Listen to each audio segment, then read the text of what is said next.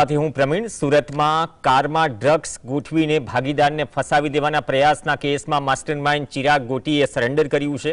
અંદાજિત 10 મહિના પહેલા વેડ રોડ પાસે અલ્પેશ મિયાણીની કારમાંથી ડ્રગ્સ મળ્યું હતું। કારમાં ડ્રગ્સની બાતમી આપનારા ચિરાગ ગોટીએ જ ભાઈ દ્વારા સમગ્ર ષડયંત્ર રચ્યું હોવાનો ચોંકાવનારો ખુલાસો થયો। જે બાદ ચિરાગ ગોટી ફરાર થયો હતો। ચિરાગના ભાઈએ સુપ્રીમમાં કરેલી જામીન અરજી સમયે થયેલી દલીલો બાદ સુપ્રીમની ટકોરના આધારે ચિરાગને 15 દિવસનો સમય અપાયો હતો અને આખરે તેણે કોર્ટમાં સરેન્ડર કર્યું અને પોલીસે તેની ધરપકડ કરી।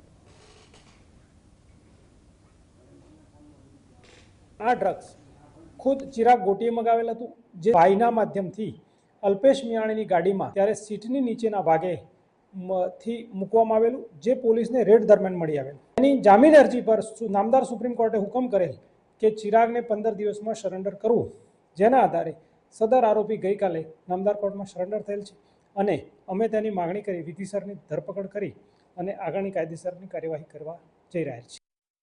એમને સિક્યુરિટી પેટે પ્લોટ આપેલા હતા, એ પ્લોટમાંથી ચિરાગ ગોટી એન્ટર થઈ અને કબજો કરી અને મારીને બીજા પ્લોટો લખાવી અને ઉપરથી બીજા 1 કરોડ 14 લાખ રૂપિયા લઈ અને મને અનચનક ગાળો અને મારીને એની સાથે મળેલો યુવરાજ જાદવ કરીને એડવોકેટ છે, એ બી એની સાથે મળેલો જ હતો એ સમયમાં મારી પ્રોપર્ટી પડાવવા માટે।